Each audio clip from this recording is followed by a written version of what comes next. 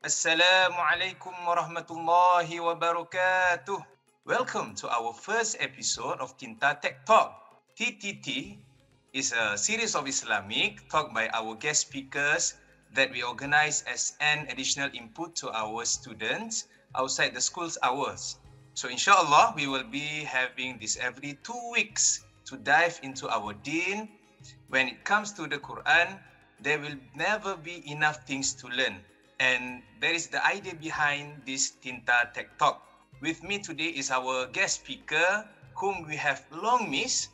He is none other than Ustaz Muhammad. So, Assalamualaikum Ustaz Muhammad.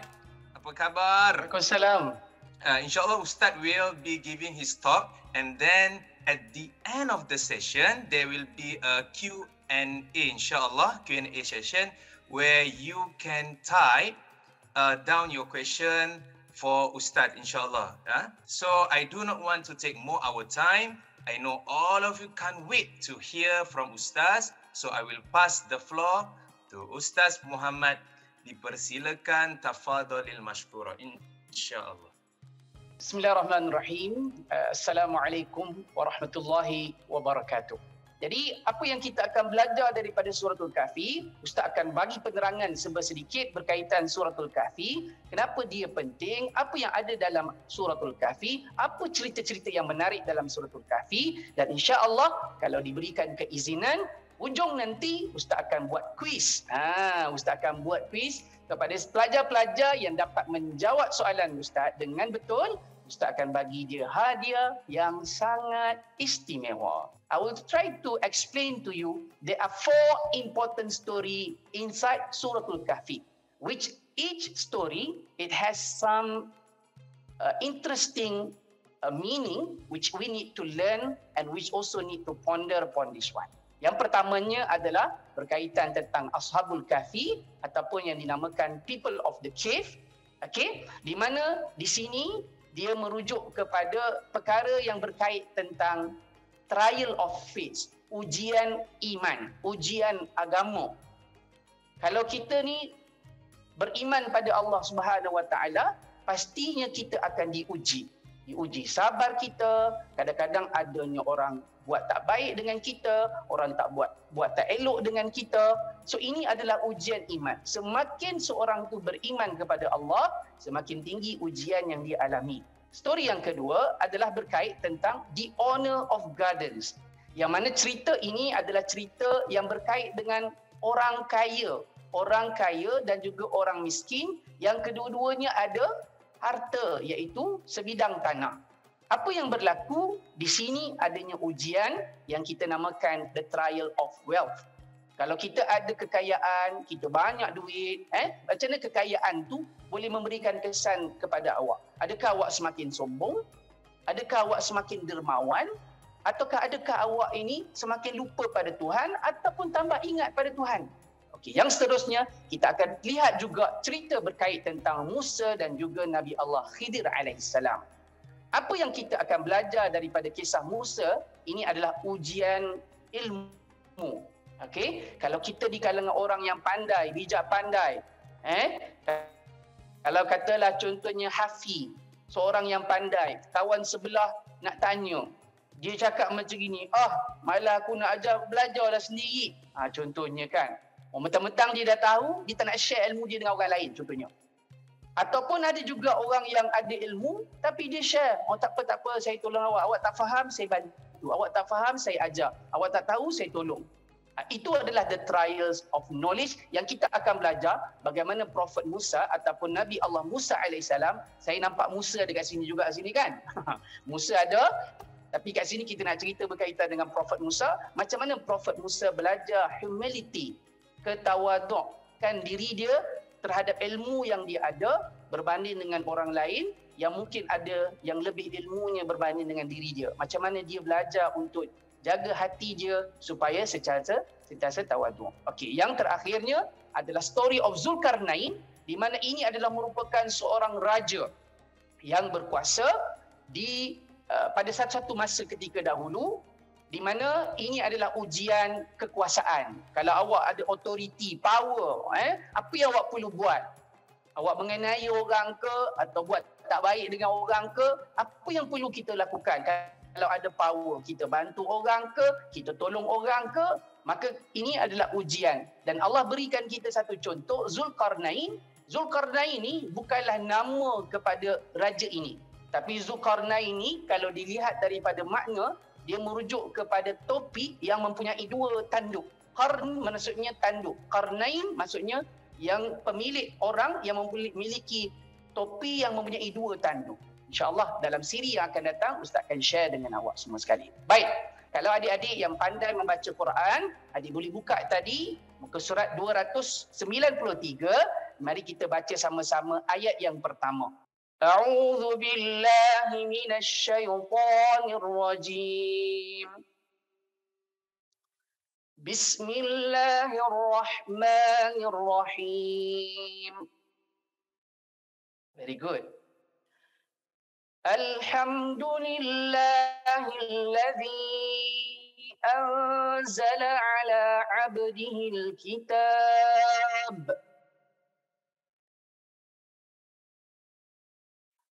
أنزل على عبده الكتاب ولم يجعل له عوجا. Okay, apa yang dimasukkan? What does it mean? All praise is due to Allah who has sent down upon His servant the book, which is mean the Quran itself, and has not made therein any deviance. As I told to you, the four important stories that consist inside this surah, which shows to us series of trials that we might going to face it in our real life. And these trials, some trials are test your patience, and some trials you can see it on the positive. It will create some of difficulties to yourself, and some trials will create some pleasures and also some good thing to yourself. So both are the trials. But what is actually interesting from this ayah, Allah Subhanahu wa Ta'ala start from the very beginnings the word Alhamdulillah. Kenapa surah ni mula dengan Alhamdulillah? Kerana apapun ujian yang berlaku dalam hidup kita, sama ada yang senang atau susah, sama ada perkara itu berat atau perkara itu mudah, sama ada awak rasa sampai menitiskan air mata kerana beban yang awak lalui, ataupun awak rasa sangat gembira kerana anugerah yang Tuhan beri. Kesemuanya kita mesti lalui dengan perkataan kita Alhamdulillah. Jadi sama ada baik atau buruk dalam hidup kita, Allah beritahu bahawa semuanya itu adalah perkara yang baik untuk diri kita, untuk kita belajar the best of you. The best of you, apa yang ada dalam diri awak, Allah ajar kepada kita melalui pengalaman dalam hidup kita, untuk jadi sabar, untuk jadi orang yang bersyukur kepada Allah Subhanahu wa Ta'ala. Mudah-mudahan Allah letakkan dalam hati kita perasaan syukur dan sabar atas apa ujian yang berlaku dalam hidup kita. Mudah-mudahan Allah berkati hidup kita dunia dan juga akhirat. The Prophet sallallahu alaihi wasallam say, whoever recites Suratul Kahfi on Friday night, we have a light that extend between him and the Kaabah. Maka dia akan diberikan cahaya sepanjang antara dirinya dan juga Kaabah. Jadi Allah beri kepada kita cahaya, nur, hidayah, guidance, seperti mana panjangnya antara diri kita dan juga Kaabah. Dalam satu riwayat yang lain ataupun is another version of hadis, siapa yang membaca Suratul Kahfi will have a light shining from him from one Friday to the next. Oh, ni lagi besar. Siapa yang membaca Suratul Kahfi, Allah akan beri kepada dia cahaya untuk diri dia daripada Jumaat ini sampai Jumaat yang akan datang.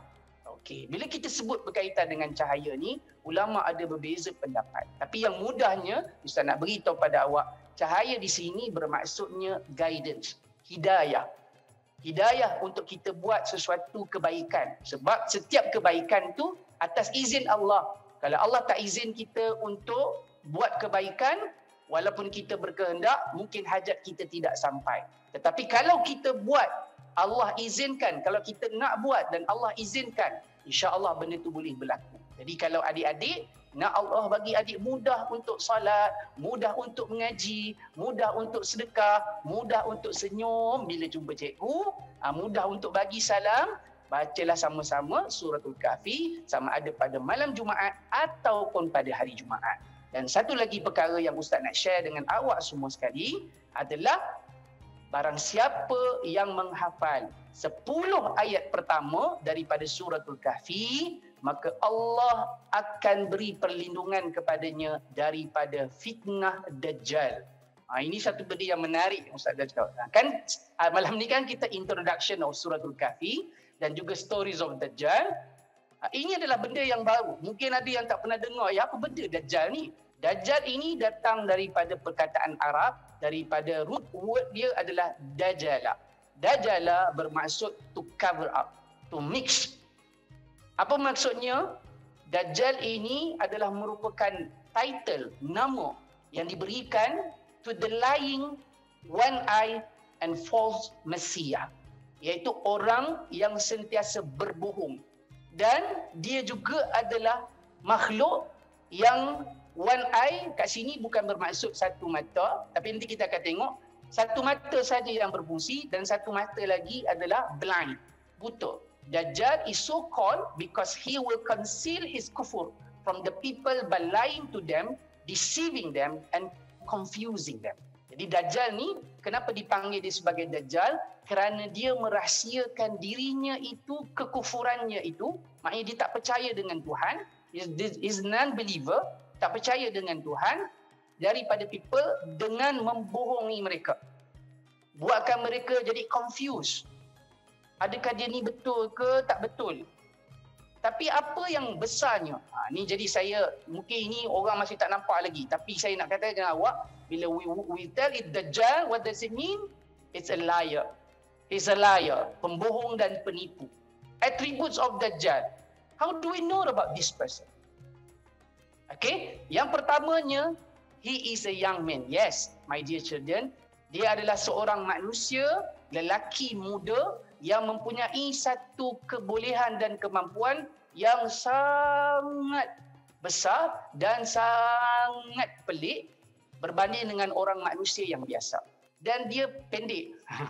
Ini nak tahu sedikit lah kan. So, nanti kalau kok-kok lah kita jumpa kat mana-mana, jadi kita kenal ini adalah orang yang dinamakan dengan Dajjal. Thick and curly hair. Dia ada rambut yang tebal tetapi kerinting. Yang mana Allah Ta'ala beritahu dia akan buat kehancuran dan banyak penipuan di akhir zaman nanti. Sebab tu kita kena hafal 10 ayat pertama daripada suratul Kahfi. Apa lagi ciri lain yang disebutkan? White forehead. Dia ada dahi yang luas. Lagi, broad upper chest. Dia ada bidang badan yang besar. Round, luas. Okey. Kemudian apa lagi? Dia buta sebelah mata kanan. Kanan dia buta. Tetapi disebutkan dalam hadis, buta mata dia sebelah kanan, sebelah mata lagi macam terbonjol keluar. Ini saya beritahu antara ciri yang Nabi SAW sebutkan. Dan apa yang paling utama juga, antara ciri yang ada pada Dajjal ini adalah ditulis di antara mata dia perkataan ataupun huruf kaf, ta, ra yang membawa maksud kufur, non-believer, orang yang tak beriman pada Allah Ta'ala. Okey? Dia ni akan ada atas muka bumi ini selama 40 hari sahaja. 40 days only. 40 days. Tetapi Nabi SAW said that he will be in this world the first day as if like a 1 year. Sehari seperti setahun. Hari kedua seperti sebulan lamanya. Hari ketiga seperti seminggu lamanya. Dan hari keempat seperti mana hari-hari yang biasa. Dia tak lama, tapi kita akan rasa fitnah dia tu sangat meluas. What's wrong with this guy? Because this guy will claim himself as a god. Sebab dia beritahu kepada manusia di akhir zaman nanti bahawa dia adalah Tuhan. Apa kelebihannya yang kita Nabi SAW sampai suruh kita hafal 10 ayat pertama daripada suratul Kahfi ni? Semata-mata nak cuba elak daripada fitnah daripada Dajjal ni.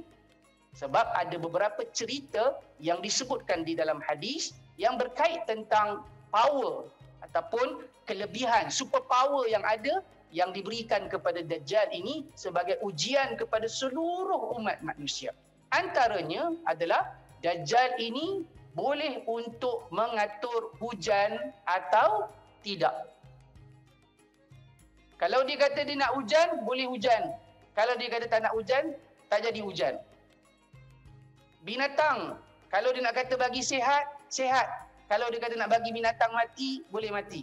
Maknanya apa? Dajjal ni akan datang untuk memberitahu kepada kita bahawa dia seolah-olah berkuasa. He's trying to show his power that as if that he's the most powerful. Selain daripada itu apa lagi? Kalau orang tu nak jadi kaya, kan? Kalau kata nak jadi kaya, dia kata dia akan boleh buat macam ini, bagi dia macam-macam benda, kekayaan, harta dan sebagainya, dia boleh bagi. Okay? And as well, kalau orang tak percaya dengan dia, orang tu akan jadi miskin. Tak apa ke dana, tak ada duit, tak ada apa, dia akan ambil semua harta-harta orang ni. Okay? And then, what more important adalah life and death. Dia boleh hidupkan orang yang mati. Tapi bukan hidup yang sebenar. Sebab ada dalam satu cerita, Nabi SAW sebutkan bahawa Dajjal ini, ketika mana adanya dia datang ke satu kaum, dia beritahu kepada kaum ini, nak tak aku tunjukkan kepada engkau yang aku boleh hidupkan mak dan ayah kau balik. Ini adalah antara ujian. Okey? Dan apa yang berlaku adalah bukan orang yang sebenar, tapi Dajjal hantar syaitan untuk menyerupai mak dan ayah dia, sehingga dia seolah-olah melihat bahawa mak dan ayah dia hidup, dan dia ajak anak dia untuk sembah Dajjal. Sangat merisaukan. Tetapi kenapa kita kena tahu benda ni? Ini bukan benda rahsia. Ini benda yang Allah beritahu dalam Quran. We actually do not need to be fears of this guy, but rather we need to prepare. Dajjal ni keluar kat mana? Okey? Belakang rumah kita ke? Kat tempat lain ke? Okey? Dajjal ni satu saja, adik. Dajjal ni satu saja. Tapi kat mana dia akan keluar? Siapa yang akan ikut dia? Who are the followers of Dajjal? Dan yang paling penting adalah kita nak tahu siapa yang bunuh Dajjal. Ini adalah merupakan satu kejayaan yang besar yang Allah beritahu kepada kita. Akan ada nanti seseorang yang akan diturunkan untuk membunuh Dajjal. Jadi semua pada kita, bila kata Dajjal mati, telah dibunuh oleh seseorang, maka semua kita bergembira. Sebab selepas daripada Dajjal meninggal dunia, maka bumi ini akan aman seaman-amannya.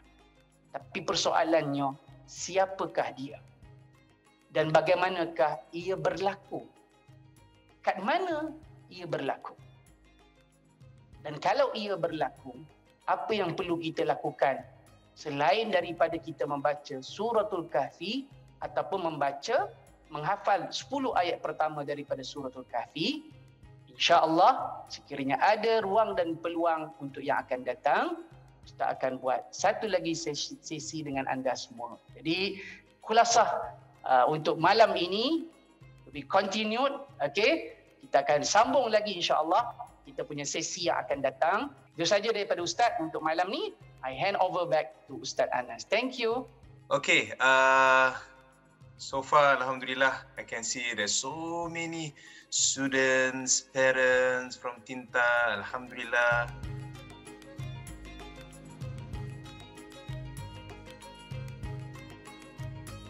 All the surah has its own benefit and general reward which Allah Subhanahu wa Ta'ala will grant to all of you.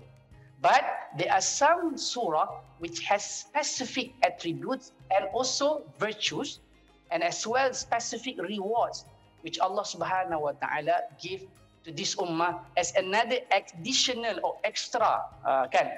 Macam everyone dapat reward kalau baca, tapi kalau baca surah ini, dia ada lagi extra yang Allah beri kepada kita, especially kalau kita follow apa yang Nabi sallallahu alaihi wasallam minta kepada kita untuk kita lakukan. So in general, that this surah that is actually came from the Prophet sallallahu alaihi wasallam. Initially, as I said to you, the surah itself shows about how it actually can help the Prophet sallallahu alaihi wasallam during the time of its revelation to the Prophet, so that it can strengthen his heart.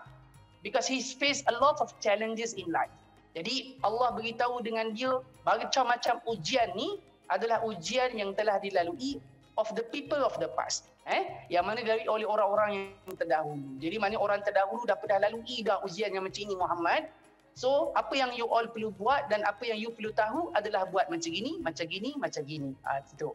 Dan apa yang Allah nak beritahu kepada Nabi bahawa setiap ujian ni pada orang yang sabar, syukur, pastinya mereka ini akan berjaya. Jadi itu adalah kita panggil kenapa ujian ataupun namanya surah ini istimewa berbanding surah-surah yang lain.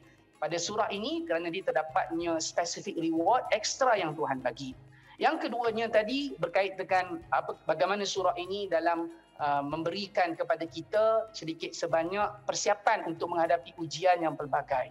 As Puan Unah tahu, dalam surah ini dia ada 4 cerita. Yang cerita ini secara umumnya cerita-cerita dalam Quran ni dia mengandung hikmah, wisdom. Allah Ta'ala sebut di dalam suratul Qasas, dalam suratul Yusuf, laqad kana fi qasasihim ibratun liulil albab. Sesungguhnya pada setiap kisah-kisah dalam Quran ni dia ada pengajaran bagi orang yang berfikir. Yang mana Allah Ta'ala beritahu kisah ni dia ada something yang hidden ataupun something sama ada dia implicit atau eksplisit, dia sangat-sangat berguna kepada orang yang faham cerita ni. Jadi macam saya sebutkan tadi, 4 ujian yang disebutkan tadi, antaranya ujian iman, orang yang beriman pasti akan diuji. Sama ada ujian tu berat atau tidak berat bergantung pada iman seseorang. Yang kedua, ujian harta. Miskin pun susah, orang kata kaya pun kadang-kadang menyusahkan. Sebab tu tak pelik, ada orang yang kaya tapi hidup tak tenang. Ada orang kaya tapi tambah arrogant dalam hidup. So apa yang perlu kita buat kalau kita diuji dengan kekayaan? So cerita nanti akan saya beritahulah, saya tak beritahu sekarang. Ujian ilmu. Ada orang ada ilmu makin pandai, anak makin pandai, mak ayah makin pandai. Apa yang dia buat dengan kepandaian dia? Menyumbang, sekadar orang kata memperbodohkan orang lain atau menyusahkan orang lain, ataukah dia memberikan ilmu yang banyak pada orang lain? I really love my student. They share their knowledge, they share their smile, they share their expertise, experience with all the others. This is all the thing that we need in our family in Tinta. We work as a team. We work as a family. None of us is actually higher and better as compared to the other. All of us are the complement. We complement each other weaknesses. We complement each other strengths. This is what we need. And the last but not least is the trials of the authority. Kita ada kuasa, kita ada kedudukan, kita ada sekian. Apa yang kita buat? Apa yang kita sumbang? Untuk anak-anak kita, untuk sekolah, untuk masyarakat. Apa yang perlu kita buat? None of this dalam dunia ni orang yang perfect, sempurna. None. Even you yourself is not perfect. But what do you do if you have the power? That's the question that we're going to ask. And that's the lesson we will get definitely from the story of Zulkarnain. The one who has the thorns. The cap with the thorns. Dajjal is alone. Okay, Dajjal is alone. Dan dia ada followers, pengikut dia, lebih kurang dekat 70,000 orang, 70,000 orang. Tapi siapakah pengikut dia? Selain daripada orang yang dia minta untuk bantu atau minta untuk beriman atau percaya pada dia, tetapi ada orang yang menyokong dia, walaupun mata dia buta, pendek, dan kalau sebahagian hadis kata dia bongkok, badan dia bongkok, walaupun nampak cacat, tapi ada orang yang menunggu-nunggu kehadiran dia. Lebih kurang dekat 70,000 orang.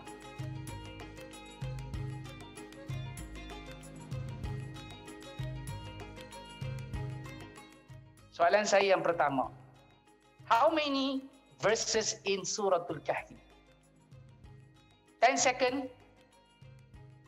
1, 2, 3, 4, 5, 6, 7, 8, 9, 10. Apakah yang dimasukkan dengan Al-Kahfi? Cepat.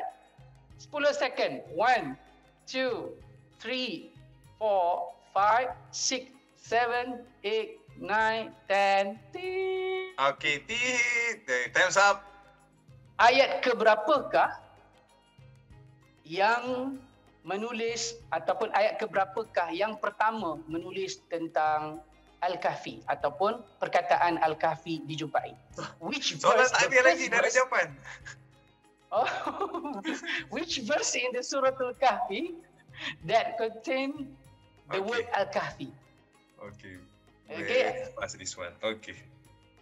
Very fast, huh? Oh, they can actually really read your mind, my Ustaz. mind. Okay. Okay. So, Alhamdulillah. Thank you, Ustaz Muhammad. We have come to the end of our session today. Thank you so much, Ustaz Muhammad, for your insightful session. I'm sure the students have learned a lot today, right? Students, you have learned a lot, right? If you want more, inshallah, next session, please come and join us to have a better understanding of Surah Al-Kahf, inshallah. And yep, shall we end our session today? Ustaz, anything to say? Last one from you. Okay, inshallah, thank you so much for Ustaz Anas and all the others, the parents, students who joined me for the first session. Even though I can't hear your voice like what we have experienced before, but I truly miss this session, and I wish that inshallah not only today we can meet again. Inshallah, we're going to explore more with me, Ustaz Muhammad, and I believe that the information which I shared to you, it will try, inshallah, it will be moderate and everyone inshallah can able to absorb it. And please feel free, inshallah, if you have any comment or suggestion to improve the session itself, to make sure that Tinta Tech Talk will be, inshallah, getting even much more viewers. Please invite your friends. Say that Ustaz Muhammad will going to give you some hadiah, lots of things. Then inshallah we try our best to improve. May Allah bless all of you. I love you so much. May Allah subhanahu wa ta'ala grant success in this world and as well in hereafter. See you when I see you. See you in Jannah. Okay, so inshallah we will end our session with Tasbih Kafarah and Suratul As. Subhanakallahumma wa bihamdika ashhadu an la ilaha illa anta astaghfiruka wa atubu ilaik. Bismillahirrahmanirrahim. Wal asri innal insana lafi khusr illa alladziina amanu wa 'amilus solihati wa tawassaw bil haqq wa tawassaw bis sabr. Assalamualaikum warahmatullahi wabarakatuh. Bye bye.